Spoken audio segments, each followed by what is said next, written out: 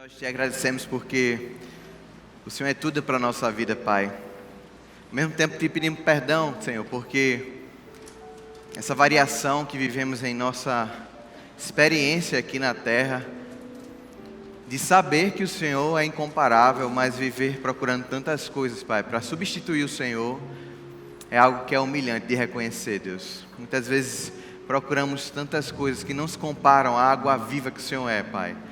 Só o Senhor nos sacia, só o Senhor consegue verdadeiramente encher o nosso coração de alegria, de paz, de segurança, Deus.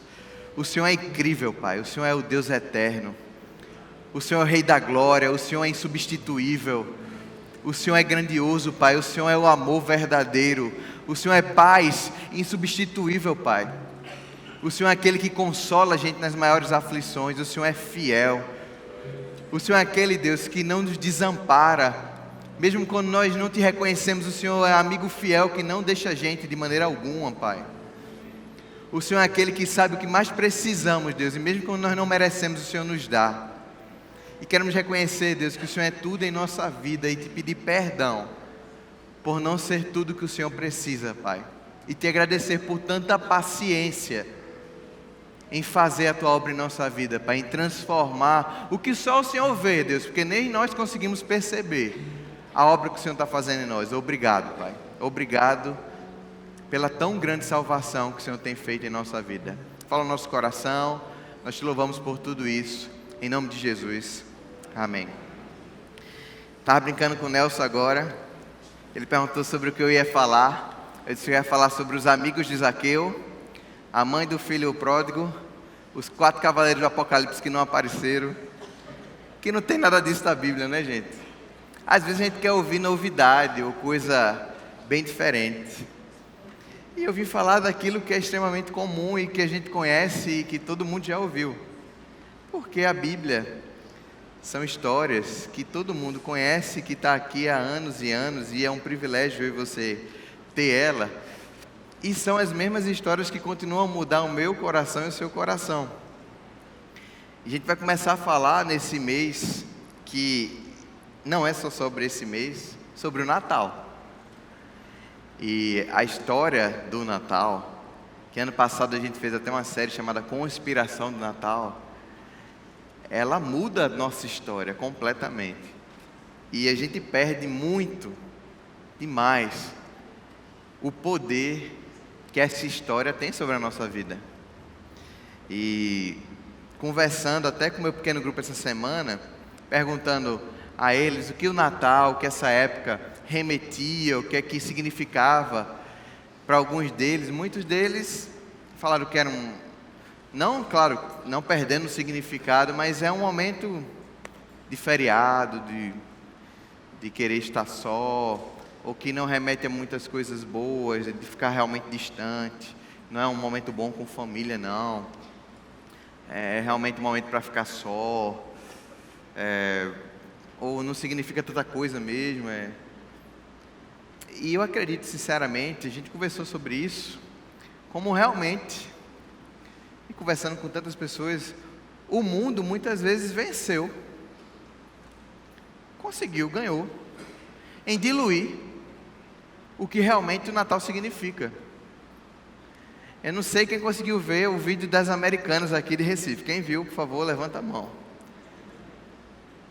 Pronto, bastante gente viu, da Black Friday, você viu? Eu não estava acreditando, sexta-feira eu fui pregar em aldeia, foi um acampamento que começou muito tarde, e era literalmente 00:30 quando eu fui jantar com o pessoal do acampamento, e o rapaz abriu o vídeo assim, minha esposa tinha comentado, tu viu o que aconteceu no Black Friday, americanos, eu pensava que era igual, como sempre o pessoal entra, dá uma bagunçada e tal. E eu estava vendo aquela cena, eu disse, onde foi isso? Que foi aqui em Recife? Eu disse, não é possível. E eu estava extremamente constrangido com o que eu estava vendo, porque tinha um policial dentro das Americanas. E ninguém estava constrangido com aquilo. Tinha uma senhora no meio do povo lá, dizendo, socorro, socorro. E não tinha socorro, gente. E o que eu fiquei mais assustado é que, quando eu achava que já estava tão bagunçado, a porta que tinha lá de ferro derruba. Quem já assistiu o filme de zumbi, eu achei que aquele era um filme de zumbi. Eu realmente pensei, agora Agora sim, é um apocalipse zumbi. Eu estava perguntando assim, é de graça? Sim. Foi uma promoção, Black Friday, 100% de desconto. Não, não era 100% de desconto. É aquilo que a gente fala assim, o consumo venceu. O consumo se tornou realidade. Como é que a gente às vezes compra coisas que a gente nem precisa, assim, está em promoção, é o quê? É uma caixa de plástico, é uma Tupperware nova. Eu já tenho tanta, né? A gente vai trocar. O consumo venceu. É engraçado como a gente transporta sentimentos para o final do ano que às vezes não existem na nossa família. Vai ter paz, vai ter amor, vai ter alegria e vai ter o Chester. Vai ser aquele momento. Faz aquela farofa, aí você bota o quê? Passa. Você já acaba com a paz de tanta gente naquele momento. Porque tem gente que odeia, então já chega ali com raiva de você, que você botou, passa. E porque, uma coisa, o pastor William Salgado esteve aqui, ele teve uma conversa com a gente no sábado de manhã, ele falou uma coisa tão legal, que resumiu o pensamento de muita coisa. A gente acredita muito no extraordinário, e a gente deixa de viver uma coisa que é o ordinário. Então a gente transporta nossas expectativas, nossas emoções, nossas vontades, nossa fé para acontecimentos extraordinários, esperando que aquilo cumpra uma coisa que deveria estar acontecendo de maneira ordinária. Então, a gente espera que vai acontecer a comoção, a paz e o perdão na época do Natal e no Ano Novo, de uma coisa que deveria ter sido construída todos os anos. Então a gente acha que a família vai ser restaurada naquela ceia, mas não houve amor, não houve encontro, não houve paciência, não houve pedido de perdão, reconciliação durante o ano todo, mas porque vai ter uma comida bem legal, aquele momento, agora vai existir paz, porque houve o extraordinário, aquele momento lá de união. E é assim que se fragmenta uma família, porque a gente só vai fazendo eventos,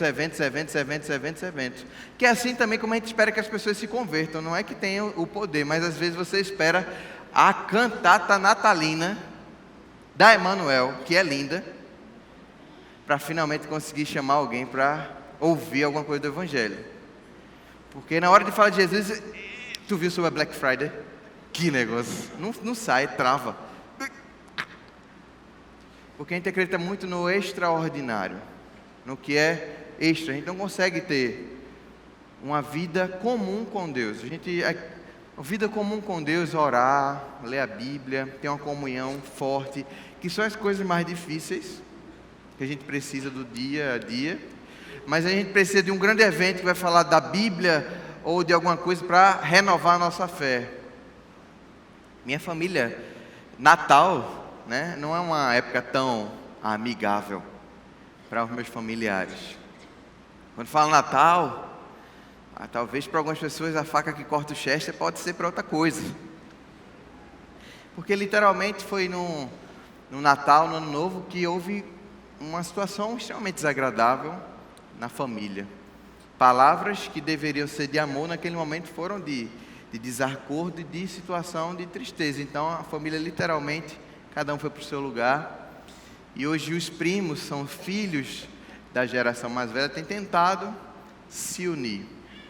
E eu tenho dito que a gente tem que tentar construir isso de maneira mais ordinária. Se encontrar durante o ano. Eu tenho tentado me encontrar com meus primos em alguns momentos e tal. Para que a celebração, um churrasco que a gente faz, um momento de encontro no feriado, seja apenas uma celebração de uma realidade.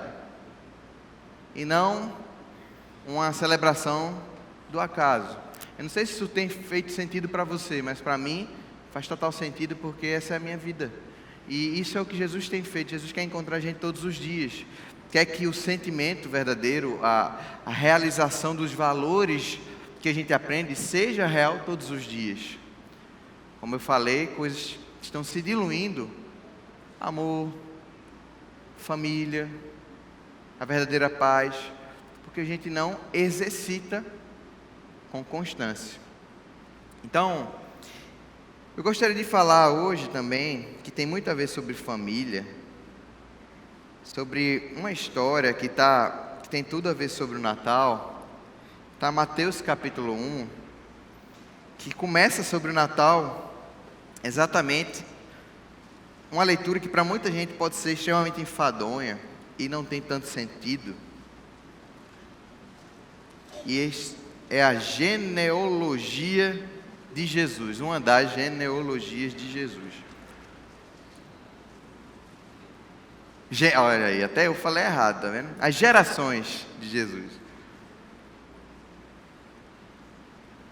Genealogia.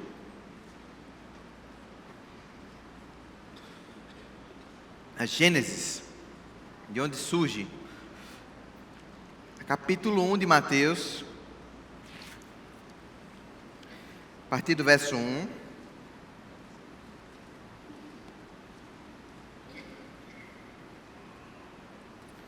Diz o seguinte: livro da genealogia de Jesus Cristo, filho de Davi, filho de Abraão.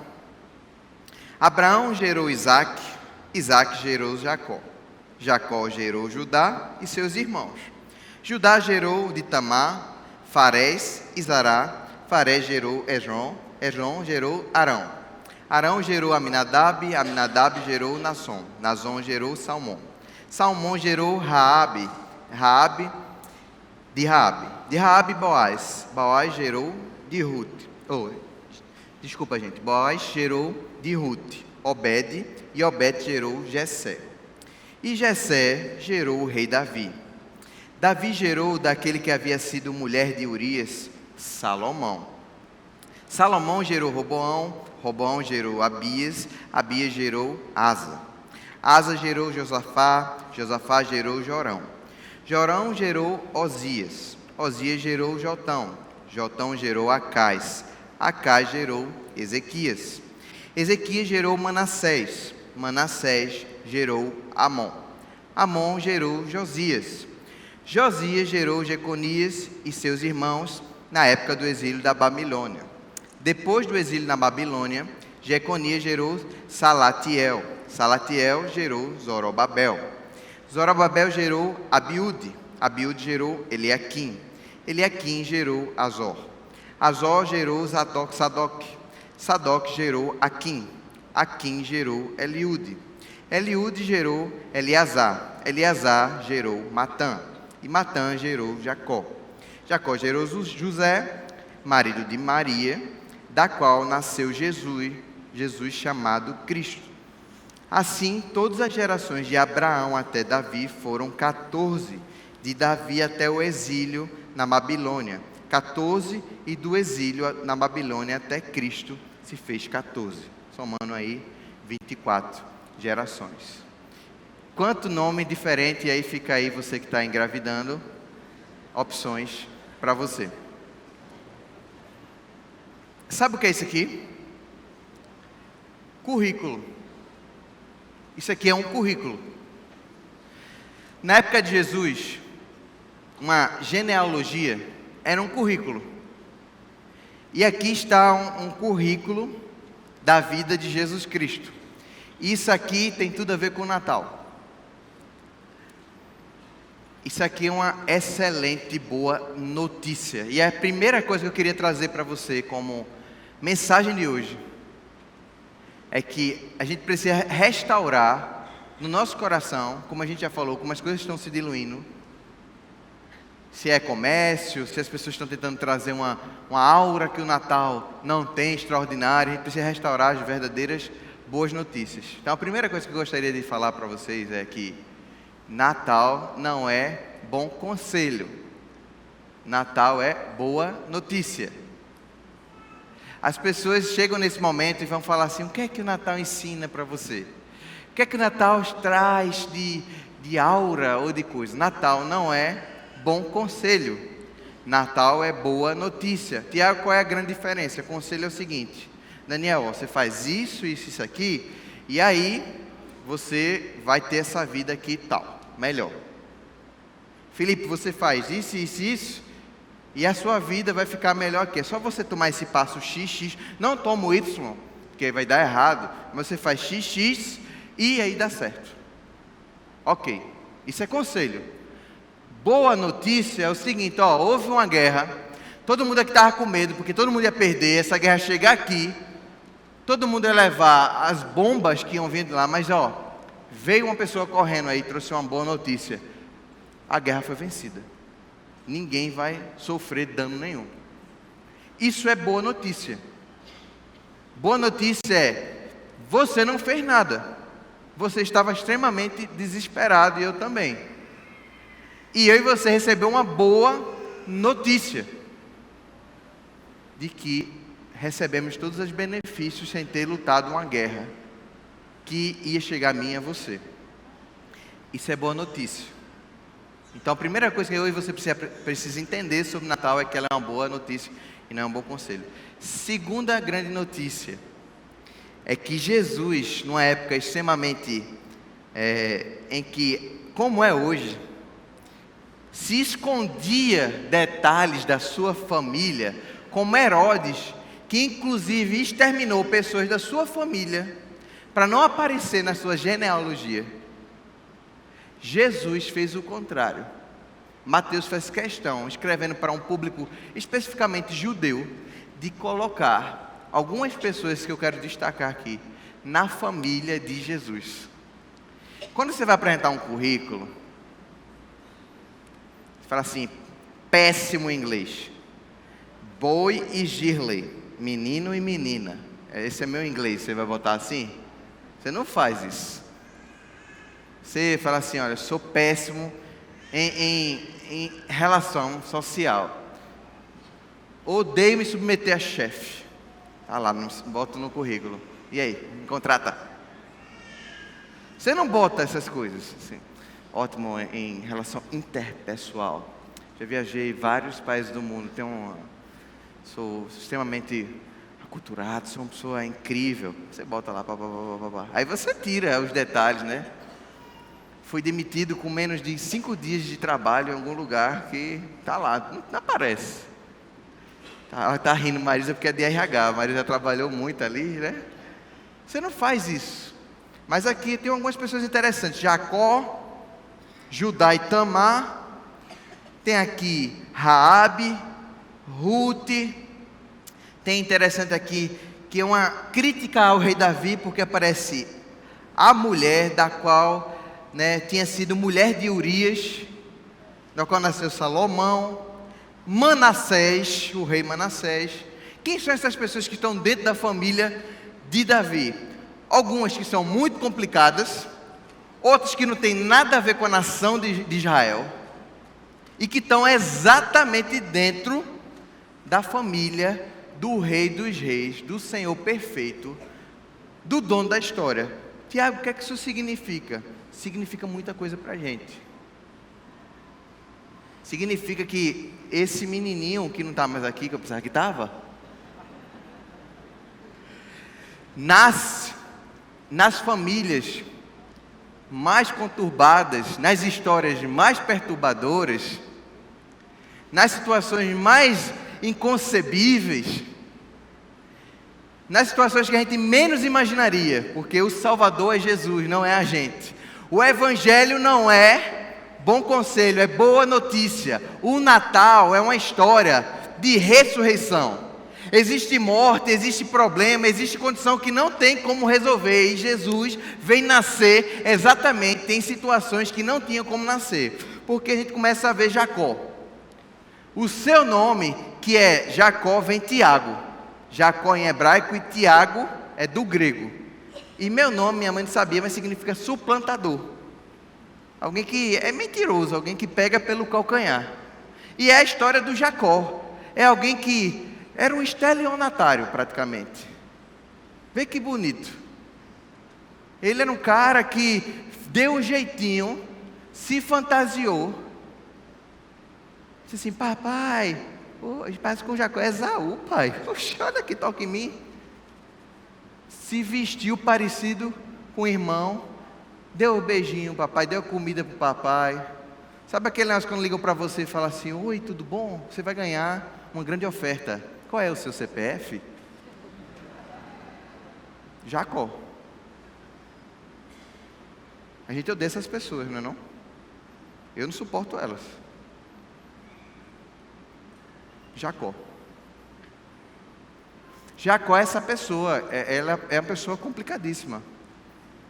E Jacó é pecador mesmo, Jacó tem um monte de problema. Só que a questão não é o que Jacó fez para se tornar Israel. É o que é que Deus fez em Jacó para ele se tornar Israel. Porque Jacó lutou com Deus, e a gente pensa assim, prevaleceu. Gente, não é essa a história. Na verdade, Deus encontrou Jacó, lutou com ele, gente. E não deixou ele sair sem ser tocado. Jacó não saiu a mesma pessoa depois que lutou com Deus. Jacó não ganhou não, gente. Quem ganhou foi Deus. Transformou a vida de Jacó e mudou até o nome dele. Mudou quem ele era. Porque Deus entrou na vida de Jacó. Nasceu na vida de Jacó. Transformou, tinha uma história na vida de Jacó. E está aqui, esse homem, que a nação de Israel surge dessa história. E vem José logo depois, filho de Jacó. Um homem incrível, que aponta para o próprio Jesus. É de assustar também que tem aqui Tamar e Judá. Essa história é mais assustadora, gente. E eu sei que é de assustar porque talvez você nunca viu, mas você fala assim: Tiago não estava preparado para ouvir isso aqui de manhã. Mas olha, é porque a gente lê a Bíblia às vezes de maneira romântica, e não pelo poder de Deus de transformar histórias. Eu queria impactar você, se você nunca ouviu isso, para mostrar que Jesus, ele tem poder de transformar histórias. Judá teve uma relação incestuosa com Tamar. Foi incesto. E aí teve filhos, Farés e Zará. Mas isso aqui, essa relação aqui é de incesto. E isso, pela lei, estava completamente errado. Uma relação entre familiares já era, pela lei, completamente errado. E está aqui dentro da genealogia de Jesus. Gente, isso aqui é graça de Deus. Graça de Deus. Situações de relacionamentos quebrados, errados. Situações que são totalmente inadequadas. E Deus, ele consegue transformar situações completamente erradas, inadequadas, traumáticas, e dizer: não foi o fim da linha. Não é o fim da história. Isso não é um determinismo na sua vida. Isso não é a marca, não é a tatuagem que bate em você e não vai ser apagado. Jesus, ele é aquele que tem condição de mudar qualquer situação e dar uma nova vida, porque a gente é marcado pelas nossas histórias e pensa que aquele é o nosso fim. Mas Jesus, ele é aquele que tem o poder para transformar a história que ninguém mudaria, inclusive a gente. Então a gente vê uma coisa dessa, a gente fica chocado, mas na verdade isso aqui não é um bom conselho. O que é que a gente faz com a história dessa? A gente não sabe o que fazer, mas Jesus sabe o que fazer. Ele transforma, ele acolhe a sua família, pessoas que às vezes nem se sentem acolhidas. E Jesus fala: você é bem-vindo. Você é bem-vindo. Temos aqui, gente, Raabe. Raabe nem da nação de Israel era cananita, da região de Canaã, que era uma nação odiada pelo povo de Israel por causa das suas práticas repugnantes. Faziam coisas completamente erradas, que Deus teve mais de 400 anos de paciência com essa nação, mas que havia dito que se não houvesse arrependimento, iria destruí-lo. E Raabe, para completar, ela era uma prostituta. Ela tinha ações de vender o seu corpo sexualmente. Mas Raabe é aquela que, vendo o povo de Israel chegar, ela entende que o povo de Deus estava associado a um Deus que era maior do que o seu povo, o Deus que adorava. E ela não apenas entende quem é esse Deus, como a própria história dela simboliza um ponto que aponta para Jesus. Se você quiser depois estudar com olhos de Messias a história de Raabe, você vai ver que tem algo que aponta para o Messias ali. Ela ali tem uma história que aponta para Jesus, mas isso aqui é outro momento. Raabe está dentro da história da família de Jesus. Uma mulher que não é de Israel, que é prostituta e que gerou Boaz. Outra história que não tem nada a ver, uma linha fora da curva, né? Gente, mais uma pessoa que dentro de uma sociedade que tem uma linha completamente distorcida, que às vezes a sua história é completamente, desde às vezes da infância, adolescência, às vezes adulta, de abuso, ou de exploração, ou de situações completamente equivocadas, e para muita gente da sociedade a gente pensa assim, não tem jeito, não tem como é que restaura uma situação dessa, como é que faz com uma pessoa que já passou por tanta dificuldade, que já tem uma mentalidade tão focada, com tantas experiências. Jesus fala assim, é minha família, está dentro da minha história, faz parte da minha família, eu amo, acolho e eu transformo. Raabe. E Ruth, uma moabita, que não era do povo de Israel, e é um dos maiores exemplos de fé, resiliência. Gente, esse bebezinho que está nascendo, ele está dizendo que a sua família é conturbada. E ele está dizendo para mim e para você que a nossa família também é. Mas ele está dizendo algo mais ainda. Ele está dizendo que a família do mundo caída em pecado é. Mas ele está dizendo que ele não veio trazer um bom conselho para você se salvar, nem para eu me salvar. Ele veio dizer assim, eu sou a salvação desse mundo. Eu sou a luz. Por que o Natal é tão cheio de luz, gente? Sabe por que eu celebro o Natal com alegria? Na minha porta está lá. Minha sogra que fez, eu acho lindo. Ela fez aquela, eu não sei como é que chama essas coisas aqui, droga. Guirlanda, né? Está lá o bebezinho, todo bonitinho, está lá. Minha filha, toda vez que chega na porta, faz, Bibi! Ela faz. Isso é um simbolismo de uma realidade muito maior. A gente botou luz, é um trabalho danado para botar aquele negócio. Mas eu boto, para mim não é porque chegou o Natal. Eu gosto da minha casa iluminada porque a luz do mundo ilumina um mundo em trevas. Não é porque é só o Natal, aquilo é só um simbolismo de um momento.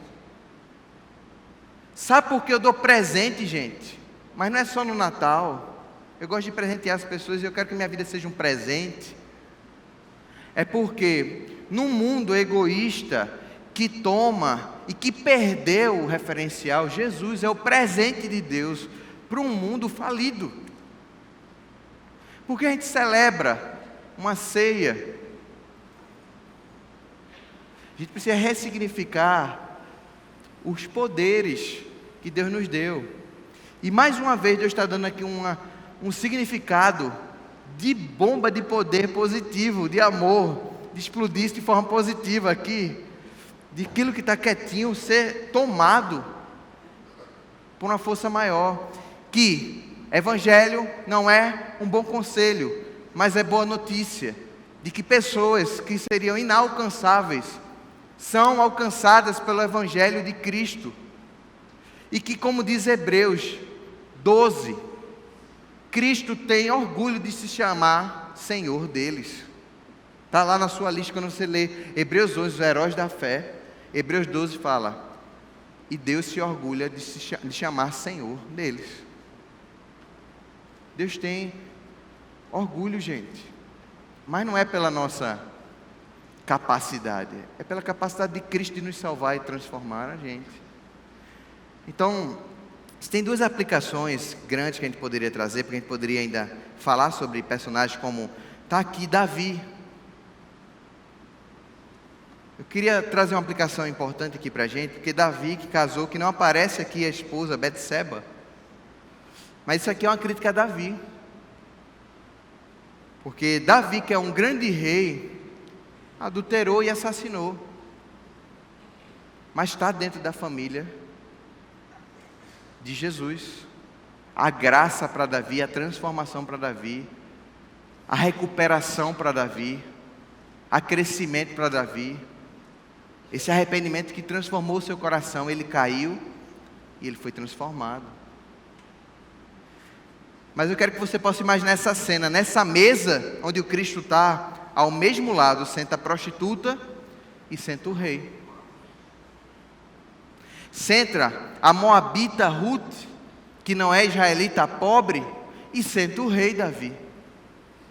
Porque essa é a família de Jesus, que está restaurando o significado da gente. Olha, aqui Jesus está fazendo um choque no nosso olhar. O que é o Natal? O Natal é quando Jesus nasce. Ele está dando um novo modelo de olhar do Evangelho para a gente, de família, de esperança, de tudo. De família por quê? Olha quantas diferenças aqui, culturais, familiares, de história, de questões sociais, econômicas, e são família de Jesus, estão na genealogia. Muitos de nós, gente, dão tanto valor à nossa cultura, nossa classe socioeconômica, ao nosso contexto que estamos hoje, e nós não conseguimos transpor esses ambientes, esses contextos, essas situações. E jamais pensaríamos em sentar, em conviver, em crescer, em compartilhar, que são valores, são processos da nossa igreja, por exemplo, com pessoas diferentes de nós. E perdemos a capacidade de viver o que Jesus tem para nós, nesses ambientes. Isso é o poder de Deus. Se vivemos de conselho, a gente fala assim: eu não consigo, não dá, eu cresci num ambiente muito diferente, é meu jeito de ser. Mas o Evangelho, o Natal não é sobre mim, não é sobre você, é sobre o poder de Deus, que opera em nós, que pega histórias impossíveis e faz isso. Trabalho com jovens, e vocês também são adultos, e os jovens às vezes estão nessa impulsividade, e às vezes quando descobrem política, descobrem com o ímpeto todo, e brigam de uma maneira mais surreal do que deveriam. Às vezes a maturidade deveria dar mais sensibilidade a gente, e às vezes não dá tanto. Mas às vezes o jovem começa a falar na rede social, usa bastante tal, e começa a briga com a família, briga com todo mundo, tal, diz: calma aí, você pode ter suas opiniões, isso é massa, você está crescendo e tal, mas você passou por um valor maior, você machucou seus irmãos, você machucou sua família, você esqueceu até dos seus princípios com Deus, por causa de uma coisa que talvez vai passar daqui a pouco, você nem sabia. Porque você se apegou tanto a isso agora. Você não avaliou. Você deixou de sentar numa família maior do que a sua. E a gente tem feito isso às vezes. A família de Deus tem feito algo extraordinário na nossa vida. E eu vou tentar dar uma de pastor Alberto, mas é muito difícil, porque pastor Alberto é muito inteligente. É realmente difícil o que eu vou tentar fazer aqui, porque pastor Alberto é super matemático. No versículo 17, ele fala assim: assim, todas as gerações de Abraão até Davi foram 14. De Davi até o exílio na Babilônia, 14 também. E do exílio na Babilônia até Cristo, 14. Gente, isso é difícil. Se o pastor estivesse aqui, ele já estava fazendo os cálculos, você já tinha visto. Mas na verdade, se você for somando aqui, foram 6 gerações de 7. Aqui, ó, ele faz uma de 14, outra de 14, outra de 14. 14 dividido por 2 dá 7. Então teve uma de 7, uma de 7. Depois de novo, uma de 7, uma de 7. Uma de 7, uma de 7. Então foram 6 gerações de 7.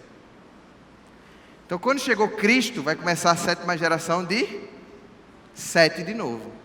O número 7 na Bíblia é muito interessante, porque ele tem um simbolismo de perfeição, e ele aponta também para o ano do descanso. O sétimo é o jubileu, por exemplo. O ano do jubileu, 50, quando dá 50 anos, tem um ano do jubileu. O sétimo dia é o Shabat, é o descanso do Senhor. Quando se dava sétimo ano, você trabalhava 6 anos e no sétimo tem que ter um descanso maior. E é interessante que o autor está colocando algo aqui simbólico e extremamente forte para dizer algo para a gente aqui, mais uma vez, do Evangelho.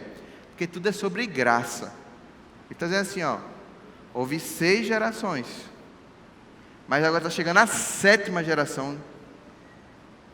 Ele está falando assim, 7 de 7. Ele está realmente reforçando o número 7. Para dizer assim, chegou o ano do descanso do Senhor. O que ele está tentando trazer para a gente é que em Jesus, literalmente, nós descansamos de todas as nossas obras. Não é sobre mim, não é sobre você, mas quando Cristo nasceu, o bebezinho de Maria e José, não é sobre mim e sobre você, mas é sobre o poder dele de realizar coisas incríveis, mudar histórias imutáveis, transformar famílias que não seriam família, nos transformar em irmãos que não queríamos ser irmãos, ser novas pessoas, na verdade, ser as pessoas que nós deveríamos ser em Jesus. Para encerrar, eu quero falar de um contexto que não tem nada a ver com a história de Jesus, mas que tem a ver. O que é isso, Tiago? Eu estava fazendo minha devocional essa semana, parei para perceber uma coisa tão simples. Quando Jesus está descansando, teve um momento bem difícil, porque João havia sido decapitado, e ele pede para passar um tempo a sós. E ele pede para os discípulos irem primeiro de barco. Jesus queria descansar antes, porque ele estava realmente passando por um momento difícil. Seu primo havia sido assassinado. E aí aparece a multidão no deserto, e Jesus faz a multiplicação dos pães, vê as ovelhas e tem compaixão dela, mas Jesus está meio que esgotado. E aí Jesus fala com o Pai, em alta madrugada, está orando tudo, e aí Jesus vai encontrar os discípulos em alto mar, andando pelo mar. Quando Pedro, o pessoal vê, o pessoal fica super assustado, e o mar está agitado e tal. Mas Pedro sempre é impulsivo demais e tal, e Pedro fala assim, Senhor, manda que eu vá até aí, até o Senhor. E Jesus vem. E Pedro faz o que é incrível, extraordinário, o que cada uma dessas famílias que entraram na vida de Jesus não poderiam fazer. Ele começa a andar sobre as águas. Algo incrível acontece, gente, impossível acontece. Mas a gente sabe que nessa história também o que acontece com Pedro? Ele começa a afundar. Gente, por que Pedro começa a afundar? Ele começou a ver o quê? Começou a ver a força dos ventos, ele começou a ver o mar agitado, e ele começa a afundar. O que me parou só para finalmente assim perceber, é que Pedro começou a afundar só por causa de uma coisa, gente. Porque ele foi realista. Só por isso. Pedro começou a afundar só porque ele foi realista. E Jesus falou para ele assim, por que você duvidou? Que duro, em parte, né não? Porque Pedro só fez assim, meu Deus estava na frente dele, né? Ele só parou para ver assim, o mar está agitado, ele só viu as circunstâncias. E aí Deus falou comigo uma coisa extremamente forte. Se eu continuar sendo só realista, olhando as circunstâncias normais, eu nunca vou viver o que Deus tem para mim. Eu nunca vou viver o Natal. Jamais vou viver o Natal. Eu jamais vou viver a família de Jesus. Sabe por quê? Quando eu olho para alguém que é difícil para conviver comigo, eu falo assim, é impossível, que pessoa complicada, meu irmão. Meu irmão, que pessoa difícil, viu? Duvido alguém se relacionar com essa pessoa aqui, viu? É muito complicada, cheia de perguntas, cheia de problemas. Olha a história dessa pessoa. Isso é o normal. Isso é ser realista. Isso é o comum. Aí Deus fala assim: por que você duvidou?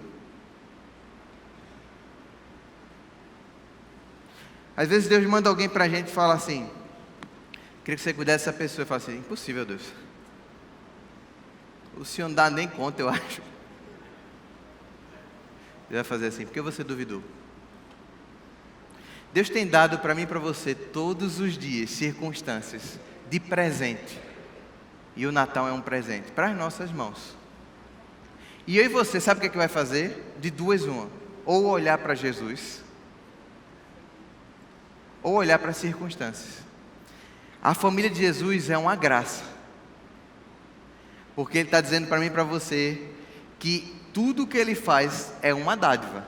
Ele pode transformar qualquer situação, a sua situação, como a situação de alguém que está lá fora, Ele pode fazer. Como agora, alguma coisa que Ele te desafiou. Mas no dia que eu e você parar de olhar para Jesus, a gente começa a afundar.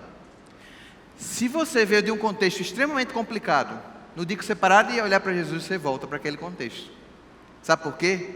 Porque você está olhando mais uma vez para a sua capacidade, para quem você era, para o que você fazia. Mas é sobre Jesus, não é sobre você. Jesus está transformando todas as coisas. É sobre o poder dele, gente. Ele é que vai ser glorificado, não sou eu, sou você. Porque se for assim: eu era isso, mas hoje eu faço isso, isso e isso. Eu sou uma pessoa incrível. Parabéns para mim. Mas é sobre Jesus. E o Natal é sobre esse que é glorificado. E Deus, o Senhor tem dado para nós responsabilidades, Deus. Pai, nós não queremos afundar, Pai. Renova as nossas forças, Senhor. Nós queremos Te adorar, Pai. Nós queremos Te obedecer, porque o Senhor tem provado a nossa autojustiça. Não é sobre nós, é sobre o Senhor. Então queremos Te obedecer, Deus. Por favor, renova o nosso fôlego, Senhor. Renova o nosso ânimo, Deus, para que a gente possa amar mais, cuidar mais, Te obedecer mais, como o Senhor tem feito conosco, Senhor. O Senhor não tem desistido de nós. Essa é a nossa oração. Em nome de Jesus. Amém.